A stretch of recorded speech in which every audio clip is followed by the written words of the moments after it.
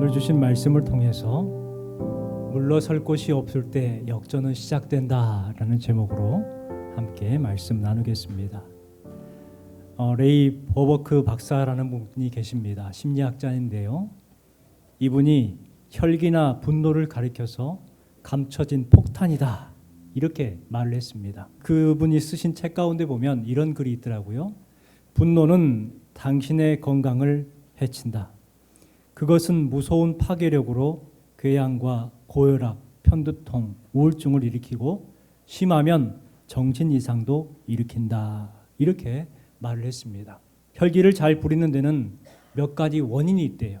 첫 번째는 자기 욕구 불만에서 오는 그러한 혈기라고 합니다. 만족하지 못하는 거예요. 그리고 두 번째는 자기에게 약점이 있어요. 그 약점을 감추기 위해서 화를 낸다는, 혈기를 낸다는 거예요.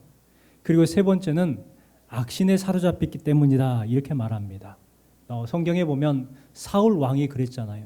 사울 왕이 좋은 왕이었는데 그가 이제 시기심, 질투심이 마음에 오니까 악신이 들었습니다. 그럼을 통해서 그는 분노하게 되고 다윗에게 창을 던지고 죽이려고 했지요.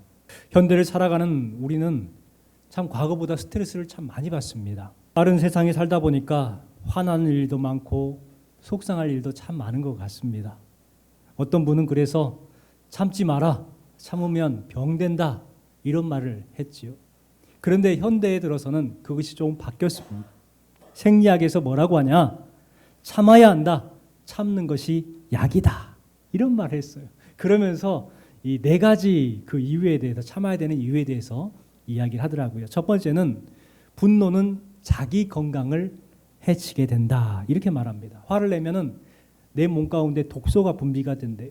해로운 물질이 분비가 돼요. 그게 나중에 뭐가 되냐면 암이 되는 거예요. 그래서 내 건강을 해치기 때문에 화를 되도록이면 내지 마라. 또 두 번째는요. 화를 내면은 빨리 노화가 된대요. 늙는다는 것이죠. 우리 몸의 염증 수치가 높아져요. 염증이 노화를 촉진시킵니다. 그래서 피부가 쭈글쭈글해지고 주름이 생기고 검버선이 생기고 피부 탄력이 점점 사라진다는 거예요. 그리고 세 번째는 화를 낼 때에 금전적 손해를 당하는 경우가 많다는 거예요. 금전적 손해. 화를 내 가지고 싸우잖아요. 싸우다 보면 그게 이제 너무 과하게 되면 서로 고소고발이 일어난다는 거예요.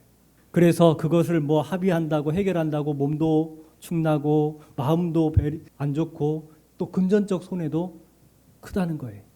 네 번째는 화를 내면은 내 마음이 상한다는 거예요. 내 마음. 여러분 화가 내 가지고 여러분 마음이 즐거운 적이 있으세요? 화를 내 가지고 여러분의 마음이 시원해지셨습니까? 한 번도 없잖아요. 오히려 내 마음이 안 좋은 거예요. 내가 잘못한 게 없어요. 내가 뭐 상대방에게 해로울 준 것도 없는데도 불구하고 화를 내면은 결국은 내가 손해가 되고 내 속이 상하더라고요. 빅토리 위고의 마지막 소설인 93년이라는 소설이 있습니다. 그는 그 책에서 이런 글을 남겼어요. 큰 배가 항해 도중에 폭풍을 만났습니다. 배에는 대포들이 실려 있었는데 대포들을 묶고 있었던 줄이 풍파를 견디지 못하고 끊어졌습니다. 대포들은 파도에 따라서 배 안을 무섭게 굴러다니며 배를 파괴하기 시작했습니다. 이 이야기를 하면서 사람의 비유를 합니다. 사람도 마찬가지입니다. 나를 파괴하는 가장 무서운 적은 밖에 있는 풍파가 아니라 내 속에 있는 마음의 미움, 원한, 분노가 대포처럼 나를 파괴하기 시작하는 겁니다. 이런 말을 했어요. 분노를 어떻게 다스리고 있습니까? 잠언 14장 17절 말씀에 이런 말씀이죠. 같이 읽어보겠습니다. 노하기를 속히 하는 자는 어리석은 일을 행하고 악한 계교를 꾀하는 자는 미움을 받느니라. 16장 32절이요. 노하기를 더디하는 자는 용사보다 낫고 자기의 마음을 다스리는 자는 성을 빼앗는 자보다 나으니라. 이 두 말씀, 유명한 말씀, 우리가 잘 알고 있는 말씀이에요. 노하기를 속히 하는 자는 어리석은 일을 한다고 말해요. 악한 계교, 꾀를 부리는 자의 결국은 미움을 받아요. 그래서 노하기를 더디하는 자는 용사보다 낫고 자기 마음을 다스리는 자는 성을 빼앗는 자보다 낫다. 얼마나 귀한 말씀입니까? 오늘 주신 말씀에 입다는 하나님의 도우심으로 암몬과 전쟁에서 승리를 합니다. 입다가 승리한 후에 모든 사람들이 함께 기뻐하고 있었어요. 그때 함께 기뻐하지 않았었던 사람들이 있었습니다. 수많은 에브라임 지파 사람들이 무장을 하고 무기를 들고 입다를 찾아왔습니다. 그리고 입다를 협박하고 위협합니다. 1절 말씀을 보세요. 같이 한번 읽어볼게요. 에브라임 사람들이 모여 북쪽으로 가서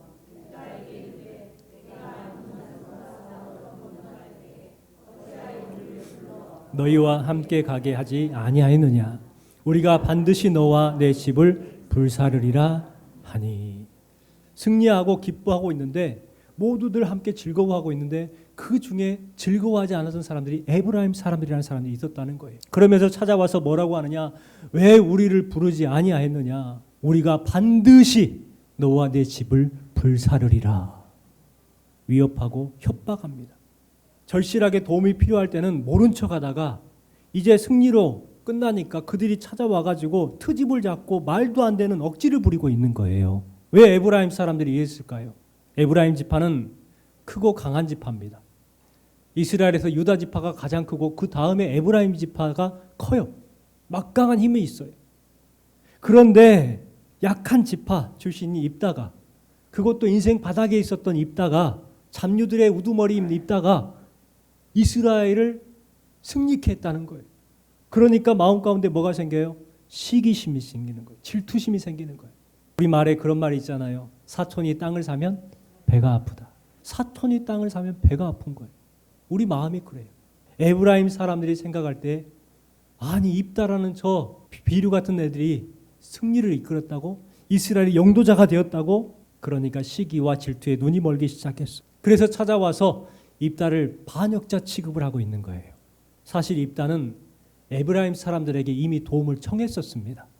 말씀을 볼까요? 2절 3절 말씀 읽어보겠습니다.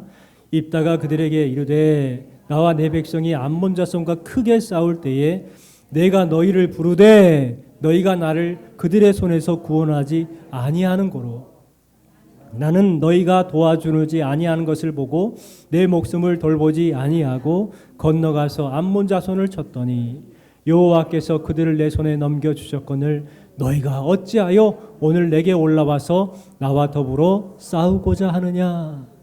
아니야. 내가 너희를 불렀어. 그런데 너희가 나를 그들의 손에서 구원하지 아니한 거로. 너희에게 도움을 청했지만 너희들이 거절했다는 거예요. 그래서 어쩔 수 없이 내 목숨을 돌보지 아니하고 건너가서 암몬 자손과 싸웠다는 거예요. 그랬더니 하나님께서 그들을 내 손에 넘겨주셨거늘 어찌하여 오늘 내게 올라와서 나와 더불어 싸우고자 하느냐. 입다가 에브라임 사람들에게 이야기하고 있어요. 에브라임 사람들은 지금 뭐 하고 있는 거예요?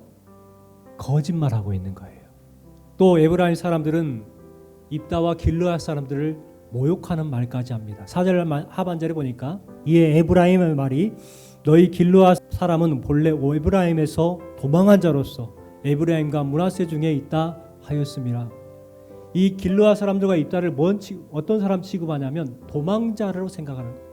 원래 자기네들에게 속했던 그런 사람들이 너희가 도망을 해가지고 그렇게 때를 이루었다는 거예요. 이 말이 사실일까요? 아니에요. 거짓말이에요. 계속해서 거짓말하고 있는 거예요. 얼마나 야비한 사람들입니까? 역사적으로 보면 길르앗은요 에브라임과 므낫세와 아무런 관련이 없어요. 모세가 길르앗의 사람들에게 그 땅을 준 거예요. 정당하게 땅을 받아서 살고 있었던 거예요. 시기와 질투 때문에 에브라임 사람들은 마치 길르앗과 입다가 민족의 배신자들인 것처럼 모욕적인 말을 하고 무시하고 있습니다. 참 옹졸한 사람들이죠. 그런데 우리가 살고 있는 이 사회도, 이 직장에도, 우리 교회에도 에브라임 사람들 같은 사람들이 꼭 있다는 거예요. 이게 문제예요. 요즘 사회에서 문제가 되고 있는 사람들이 있어요. 사이버 레카라는 사람들입니다. 유명한 사람들의 흠을 잡아가지고 그 사람들에게 돈을 뜯어내는 거예요. 유명인뿐만 아니라 일반 사람들도 공격을 해가지고 돈을 뜯어내는 거예요. 그러면서 그들을 뭐라고 하느냐? 너희들의 신상을 공개해버리겠다. 뭐 하겠다 해가지고 자꾸 협박해가지고 돈을 달라고 하는 거예요. 얼마 전에 그런 일이 있었잖아요. 그러니까 이들이 뭐라고 합니까? 아니다. 우리는 그 사람들을 도와주려고 했을 뿐이다. 그들에게 흠이 있는데 그것을 감춰주는 도와주는 일을 하려고 했었다. 그리고 그것은 돈을 받은 것이 아니라 뒷돈을 받은 것이 아니라 리스크 컨설팅을 해준 거다. 이렇게 말을 해요. 리스크 컨설팅 말이 이상한 말을 하죠. 이 사람들이 뭘 하고 있어요? 거짓말을 하고 있어요. 상대방의 흠이 있다면 그 흠을 잡아가지고 거기에 그 사람한테 빨대를 꽂고 흡혈귀처럼 쭉쭉 빨아먹으려고 하는 그와 같은 아주 악한 사람들이죠. 상대방의 약점을 이용하려고 하는 사람들. 바로 에브라임 사람들 같은 사람들이에요. 교회에서 어떤 분이 신실하게 신앙생활을 하고 있었어요. 온전한 마음으로 헌신하고 계시는 집사님이었어요. 교회에서 차량을 운행해주고 청소를 하고 주차를 도와주고 또 전도도 하시는 분이었어요. 이분이 그렇게 열심히 신앙생활하고 봉사했을 때에 교회 성도들에게 인정을 받습니다. 그리고 나중에 이 집사님이 장로님으로 피택이 됐어요. 그러니까 교회를 좀 도와주세요 하면은 바쁘다고 핑계했던 사람들이 장로님 피택된 사람에게 뭐라고 한 줄 아십니까? 저 집사가 열심히 그렇게 한 것은 다 장로가 되려고 하는 거라고. 그러면서 장로가 되면은 거들먹거릴 거야. 교회에 가시 역할 할 거야. 그러면 옆에 사람들은 뭐라고 그래요? 정말이야? 그랬어? 아이, 저 사람 안 좋네. 거기에 현혹돼 가지고. 여러분 얼마나 끔찍합니까? 얼마나 끔찍해요. 그런 못된 근성의 사람들이 있다는 거예요. 에브라임 사람 같은 사람들이 있어요. 우리는 이럴 때 어떻게 해야 될까요? 분노해야 될까요? 화를 내야 될까요? 분노하고 화를 내면 내가 손해인데? 아닙니다. 참 성도는요, 오해받고 억울해도요, 견뎌내야 합니다. 에브라임 사람 같은 사람들이 시기하고 질투하고 오해를 만들어내도 참아내고 주님의 일을 감당해야 합니다. 그러면은요, 때가 되면 하나님께서 새 은혜를 주시는 거예요. 그리고 억울함도 풀어주세요. 느헤미야는 바벨론에서 술 맡은 관원으로서 얼마든지 편하게 살 수가 있었습니다. 하지만 예루살렘 성벽이 무너졌다는, 그리고 도시가 황폐화되었고 이방 족속들이 와서 예루살렘을 괴롭게 한다라는 말을 들었을 때에 옷을 찢고 금식하면서 통곡하며 기도했어요. 왕실의 부귀 영화를 모두 다 내려놓고 왕에게 부탁해서 멀고 험한 그 예루살렘에 와가지고 자기 사비를 털어가지고 예루살렘 성벽을 건축해 나가기 시작합니다. 얼마나 대단합니까? 그런데 이 느헤미야를 시기했던 사람들이 있었어요. 산발락과 도비아라는 사람이 있었습니다. 시기합니다. 조롱하고 비난합니다. 성벽을 짓는 것이 자기가 왕이 되려고 하는 것이다. 소문을 퍼뜨립니다. 조소합니다. 사람들은 그 소리를 듣고 느헤미야를 손가락질하기 시작해요. 그때 느헤미야가 어떻게 했을까요? 그 조롱과 위협에 도망치지 않았습니다. 예루살렘 성벽을 끝까지 재건해 나가죠. 결국 산발락과 도비아는 망했고 느헤미야는 존귀한 자로 칭송을 받게 됩니다. 여러분 우리 주변에 에브라임 사람과 같은 사람들이 있어요. 그래서 속상할 때가 있고 분할 때가 있어요. 그러나 여러분 두려워하지 마시고 분노하지 마시기 바랍니다. 하나님께서 때가 되면 느헤미야와 같이 높여주실 줄 믿으시기 바랍니다. 에브라임 지파 사람들이 이렇게 했던 것은 처음이 아니었어요. 전에도 그랬어요. 기드온이 300용사를 이끌고 미디안 연합군과 싸웠습니다. 미디안 연합군은요 13만 명이나 됐어요. 그런데 기드온은 겨우 300명의 군사였어요. 그때 놀라운 일이 있었죠. 13만 5천 명의 군사가 패합니다. 기드온과 300용사가 승리를 거두죠. 물론 하나님께서 그렇게 모두 승리를 주신 거예요. 그때도 에브라임 사람들은 기드온을 도와주지 않았어요. 미디안의 잔당들이 에브라임 산지로 도망을 갑니다. 그래서 기드온이 에브라임 사람들에게 사람을 보내어서 거기에 숨어들었으니까 그 잔당들을 좀 처리 좀 해주세요 라고 요구를 하니까 그때서 에브라임 사람들이 나와가지고 그 미디안 잔당들을 해결하죠. 그리고 오렙과 수렙을 죽이고 목을 자릅니다. 에브라임 사람들이 얼마나 참 괘씸하냐면 자기가 꼭 자기네들이 승리한 것처럼 군대 장관 2명의 머리를 갖다가 가지고 기드온에게 찾아와요. 그러면서 뭐라고 했어요? 사사기 8장 1절 말씀에 보니까 내가 미디안과 싸우러 갈 때에 우리를 부르지 아니하였으니 우리를 이같이 대접함이 어찌미뇨. 꼭 부르지 않은 것처럼 왜 우리를 안 불러가지고 이렇게 힘들게 했느냐. 섭섭하다라는 거예요. 섭섭하다. 여러분, 그런데 기드온이 안 불렀을까요? 기드온이 도움을 요청했지만 미디안 지파 사람들이 겁쟁이들이에요. 그래서 안 나온 거예요. 그런데 승리를 하고 나니까 그때서 의기양양하게 나와가지고 자기네들이 모든 걸 다 한 것처럼 한 거예요. 여러분, 우리 주변에 이런 분들이 있잖아요. 사회에서 일하다 보면은 꼭 자기가 다 하는 것처럼 내가 했다고 그런 말을 하시는 분들이 꼭 있더라고요. 참 속상할 때가 있습니다. 기드온은 속상한 말을 들었지만 넉넉한 마음으로 인내하고 그들의 화를 풀어줍니다. 말씀을 같이 볼까요? 8장 2절 3절 말씀 같이 한번 읽어보겠습니다. 기드온이 그들에게 이르되 내가 이제 행한 일이 너희가 한 것에 비하하겠느냐. 에브라임의 끝물 포도가 아비에셀의 만물 포도보다 낫지 아니하냐. 하나님이 미디안의 방백 오렉과 수앱을 너희 손에 넘겨주셨으니 내가 한 일이 어찌 능히 너희가 한 것에 비교되겠느냐 하니라. 기드온이 이 말을 하매 그때에 그들의 노여움이 풀리니라. 화가 났을 것 같은데 화를 내야 정상 같은데 화를 내지 않아요. 분노하지 않습니다. 뭐라고 하느냐? 자신을 낮추는 말을 해요. 내가 이제 행한 일이 너희가 한 것에 비교가 되겠느냐. 너희들이 더 큰 일을 했다는 거예요. 자신을 낮춰요. 그리고 그들을 높여줍니다. 또한 상대를 인정하는 말을 해주죠. 내가 한 일이 어찌 능히 너희가 한 것에 비교가 되겠느냐. 그들이 한 일을 인정을 해줘요. 그리고 그 모든 것들이 하나님의 뜻이라고 말을 합니다. 하나님의 뜻이라고. 하나님이 미디안의 방백, 오렉과 수입을 너희 손에 넘겨주셨으니 이게 하나님께서 하신 거라는 거예요. 그 말을 듣고 에브라임 사람들이 마음이 풀어졌어요. 분노가 싹 녹아졌어요. 해피엔딩으로 끝나는 것 같아요. 그런데 입다는 기드온과 달랐습니다. 에브라임 사람들을 공격합니다. 그들과 전쟁을 하죠. 입다는 길르앗 사람들을 모아요. 그리고 에브라임 사람들과 싸우기 시작합니다. 결국 허세 부리던 그 사람들이 입다가 공격하니까 뿔뿔이 흩어져서 도망가기 시작합니다. 왜 그랬을까요? 이유를 생각해 보니까 기드온의 때와 입다의 때가 상황이 완전히 다른 거예요. 한번 생각해 보세요.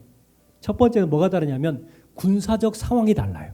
기드온은 군사가 몇 명밖에 없었어요? 300명밖에 없었어요. 그 300명으로 싸워서는 안 되는 거예요. 그런데 입다는 어떻습니까? 입다는 아니에요. 입다는 밑바닥에서부터 커온 사람이에요. 그래서 이스라엘의 영도자가 됐어요. 아주 힘든 어려운 일까지 다 경험했던, 산전수전 다 경험했던 사람이에요. 그리고 자기를 따르는 사람들이 참 많았죠. 그래서 길르앗 사람들을 모으기 시작합니다. 따르는 사람들이 많았다는 거예요. 군사가 많았다는 거예요. 두 번째 다른 상황은 에브라임 사람들의 말과 행동이 달랐어요. 반드시 너와 내 집을 불사르리라. 죽이겠다는 거예요. 너희들은 에브라임에서 도망한 사람이다. 도망자들이다. 인격적 모독을 한 거예요. 4절 말씀해 보니까 아주 짧게 끝나고 있습니다. 입다가 길르앗 사람을 다 모으고 에브라임과 싸웠으며 길르앗 사람들이 에브라임을 쳐서 무찔렀으니 이것으로 끝나버려요. 싱겁습니다. 뭔가 대단할 것 같았던 에브라임 사람들이 너무나 싱거웠던 사람들이었던 거예요. 여러분, 그래요. 주변에 허세 부리는 사람들 있잖아요.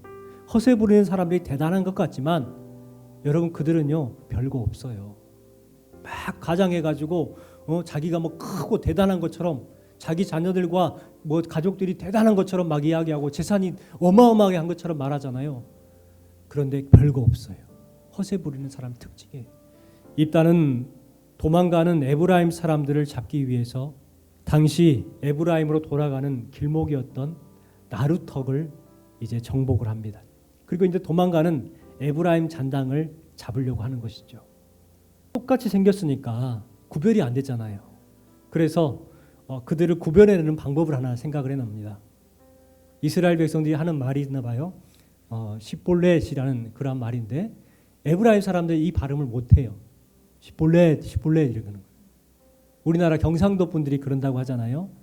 쌀 발음을 못한다고 하잖아요. 그래서 살 이런데요. 그런데 이 에브라임 사람들이 그런다는 거예요. 오는 사람들을 점검해 봅니다. 너 에브라임 사람이냐? 아닌데요. 시볼레 발음해봐. 그러면 시블레 한단 말이에요.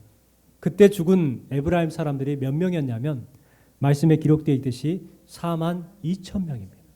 엄청난 숫자죠. 여러분, 우리가 여기서 알 수 있는 것이 한 가지가 있습니다. 어느 시대든 어떤 장소이든 공동체를 무너뜨리는 건 가장 무서운 적은요, 밖에 있는 적이 아니라 안에 있는 적이라는 거예요. 얼마나 무서운가요? 4만 2천 명의 사람들의 목숨, 그들의 목숨이 내부적 갈등으로 인해서 무려 4만 2천 명이 죽은 거예요. 같은 편끼리 적이 돼서 싸울 때가 가장 무섭고 가장 위험한 때예요. 같은 편이요 서로 싸우잖아요. 그러면 여러분 답이 없어요. 답이 없어요. 왜 교회에 문제가 생기고 다툼이 생기는 것일까요? 이단 사이비 신천지의 공격 때문일까요? 저기 멀리 있는 스님들이 찾아와가지고 못살게 굴어서 다툼이 생기는 걸까요? 교회 안에서 벌어지는 성도들의 실수, 무심코 한 말, 그 말을 오해하여서 상처를 받고 나한테 어떻게 그럴 수 있어? 마음 가운데에 앙심을 품고 다니면 그러다 결국 그게 나중에 터져서 싸움이 되는 거 아니에요. 여러분, 그런 마음을 가지고 교회를 다니면 무슨 마음의 은혜가 되겠어요? 입다는 진짜 강한 사람이었습니다. 결국 에브라임의 못된 근성을 알기에 아프지만 그것을 도려냅니다. 그 결과 평화가 찾아오죠. 7절 말씀입니다. 같이 한번 읽어볼게요.